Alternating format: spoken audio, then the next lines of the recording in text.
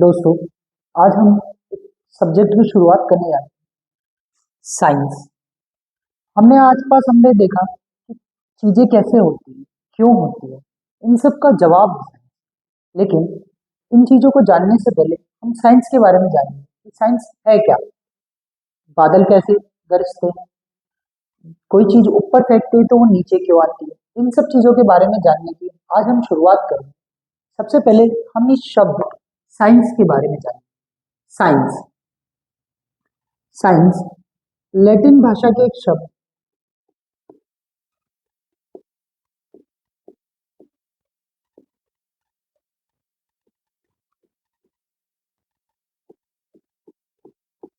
Latin भाषा के एक शब्द सेंटिया से आया है, जिसका मतलब है टू नो। मतलब चीजों के बारे में जानना, ये कहलाता है साइंस। क्या साइंस यही है?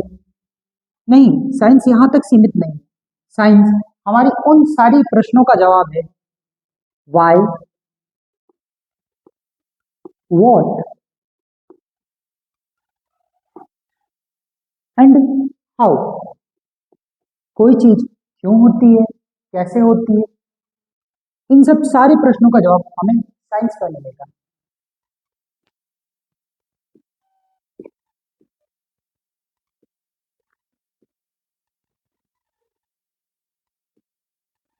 अगर हम साइंस को विभाजित करें तो साइंस की मेनली तीन ब्रांच होती है।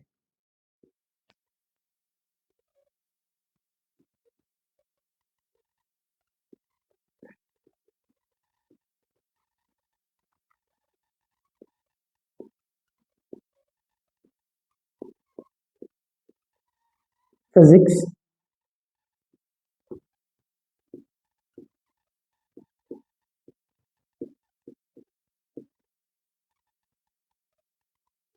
केमिस्ट्री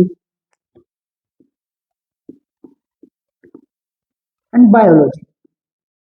तो आपने देखा कि साइंस की तीन branch, physics, chemistry and biology. Physics ये हमारे आसपास के जितने भी फिनोमिना हैं, नेचुरल फिनोमिना, चाहे हमारे हाथ का हिलना जो हम लिख पाते हैं, चीजों का ऊपर से फेंकने के बाद नीचे गिरना, ये सब की स्टडी हम फिजिक्स में करते हैं। फिजिक्स के फादर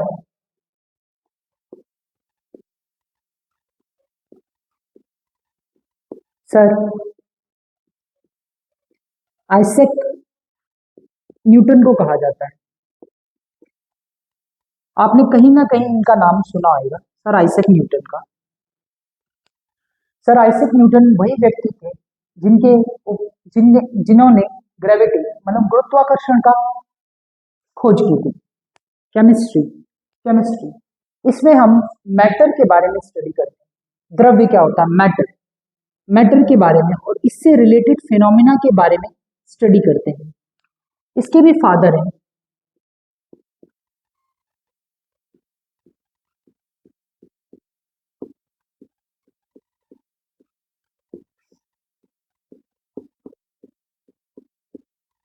केमिस्ट्री के फादर एंटोनियो लेवोजॉयर को कहा जाता है, क्योंकि इनने एक केमिस्ट्री का एक सिद्धांत है कि एवरी एक्शन, नहीं, केमिस्ट्री का एक सिद्धांत है जिससे को बोला जाता है कि matter can neither be created nor be destroyed.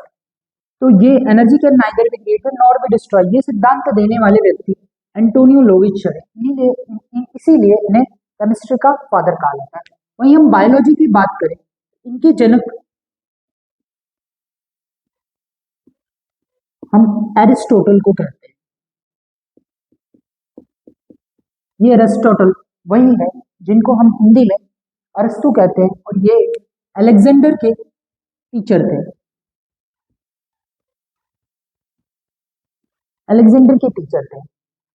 तो आपने जाना कि साइंस जो एक लैटिन भाषा के शब्द सिंथिया से आया है, इसका मतलब जानना है। और साइंस यही होता है कि हम चीजों के बारे में जानते हैं, क्या है, कैसे है, क्यों है, इन सब का जवाब ही है साइंस।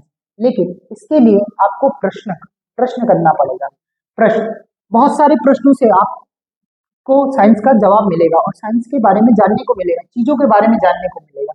साइंस, मैंने जैसे बताया आपको, साइंस की मेन 3 ब्रांच होती है फिजिक्स, जिनमें हम अपने आसपास के नेचुरल फिनोमेना के बारे में स्टडी करते हैं। दूसरा केमिस्ट्री, जिसके अंदर हम मैटर के बारे में स्टडी करते हैं, मैटर से related phenomena, solid, liquid, gas, matter occupy space, matter है मास, इन सब के बारे में स्टडी करते हैं। दूसरा आता है तीसरा बायोलॉजी, जिसमें हम चीजों के बारे में, जंतुओं के बारे में, जीव के बारे में, इन सब के बारे में स्टडी करते हैं। जैसे कि मैंने आपको बताया, फिजिक्स के फादर सर आइजैक न्यूटन है, वहीं केमिस्ट्री के फादर एंटोनियो लेवेज़ायर है, और बायोलॉजी के फादर एरिस्टोटल है। ये एरिस्टोटल वही है जो अलेक्जेंडर द ग्रेट के टीचर थे। अब हम थोड़ा आगे बढ़ते हैं और इन सब सब्जेक्ट्स में डील करते हैं, धीरे धीरे बढ़ते हैं।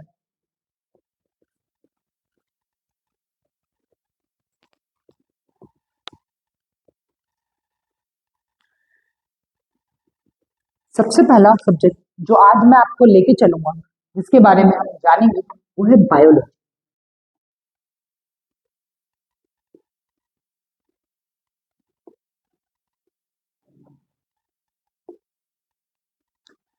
ये जो बायोलॉजी शब्द है,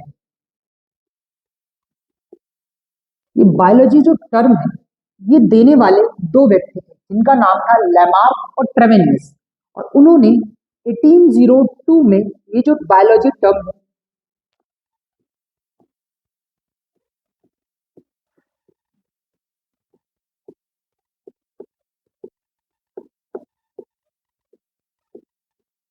लेमार्क एंड ट्रेवेनियस ने बायोलॉजी टर्म दी। लेकिन ये जो बायोलॉजी शब्द है, अगर इसको मैं डिवाइड करूं 2 शब्दों में, बायो प्लस लोगस, बायो प्लस लोगस, ये 2 शब्दों से मिलकर बना है, जहां बायो का मतलब होता है लिविंग और लोगस का मतलब होता है टू स्टडी, अर्थात biology is the study of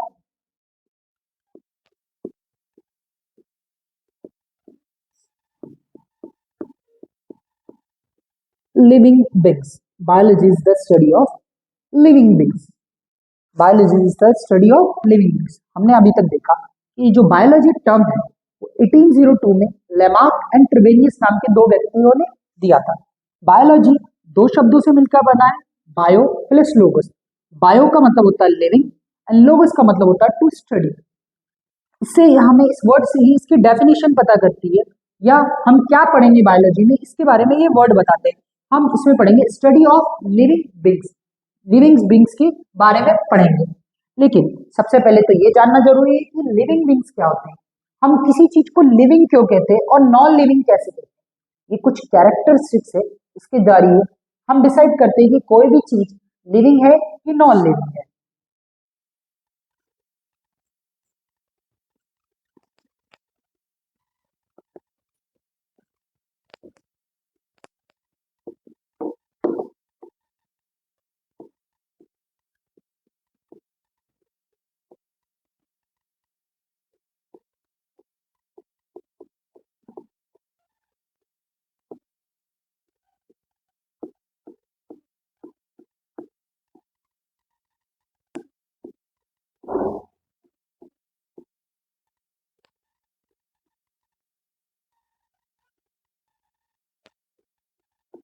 सबसे पहले मैं आप लोगों से जानना चाहता हूँ कि आप क्या अंतर आपको लगता है लिविंग और नॉन लिविंग में। जैसे कि मैं जान पा रहा हूँ कि आप लोग ये भली बातें आइडेंटिफाई कर रहे होंगे, डिस्टिंग्विश कर पा रहे होंगे कि लिविंग क्या होते हैं और नॉन लिविंग क्या होते हैं। लेकिन कुछ चीजें जो मैं अपनी तरफ से बताना चाहता हूँ। पहली characteristics, metabolism. Every living being do some metabolic activities, like they convert food into energy.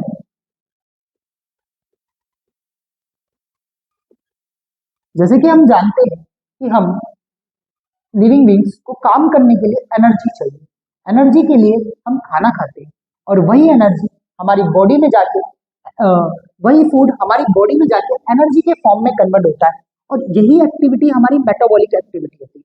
लेकिन ये किसी नॉन लिविंग ऑर्गेनिज्म में नहीं होती है, इसीलिए living beings do metabolic activity या डू मेटाबॉलिज्म। ये एक कैरेक्टरिस्टिक्स है जिसके द्वारा हम ये डिस्टिंग्विश करते हैं कि कोई चीज लिविंग है कि नॉन लिविंग है। दूसरी चीज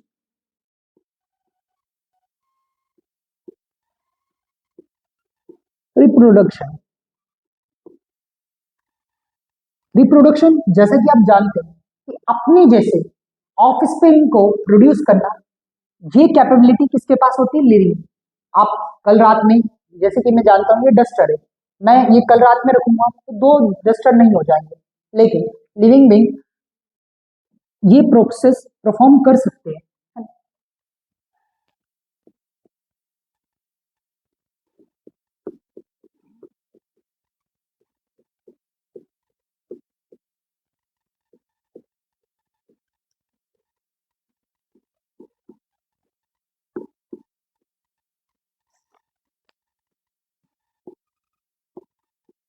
तीसरी इंपॉर्टेंट कैरेक्टरिस्टिक्स ग्रोथ। ये एक इंपॉर्टेंट कैरेक्टरिस्टिक्स है, जैसे कि आपने अपनी लाइफ टाइम में जो चेंजेस देखे, आप लगातार पॉजिटिव चेंज देख रहे हैं। पहले आप छोटे थे, फिर थोड़े और बड़े हुए, फिर और बड़े हुए। ये ग्रोथ सिर्फ लिविंग ऑर्गेनिज्म में दिखती है, तो ये एक इंपॉर्टेंट कैरेक्टर है जिसके जरिए हम लिविंग और नॉन लिविंग के बीच में आइडेंटिफाई कर सकते हैं। तीसरा,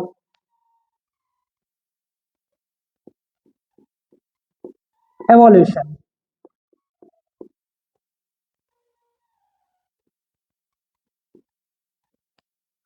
हम जानते हैं कि मानव का विकास ऐप से हुआ है, या मानव चिंपांजी से आया है ऐसा कहा जाता है। तो ये इवोल्यूशन की प्रोसेस सिर्फ मानव से मानव में, ये लिविंग बींग्स का एक कैरेक्टर है जो उसको नॉन लिविंग बींग से अलग करता है।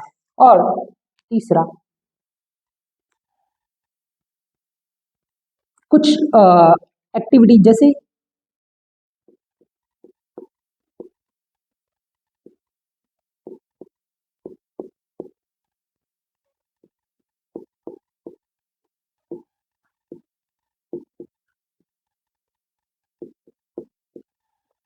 जैसे कि आप जानते हैं कि लिविंग बींग्स कुछ प्रक्रिया करते हैं, जैसे वो रेस्पायर करते हैं, वो डाइजेशन करते हैं, वो एक्सक्रीशन करते हैं। एक्सक्रीशन मतलब removal of the waste product from the body. ये कुछ वो प्रक्रिया है जो लिविंग को नॉन लिविंग से अलग बनाती है।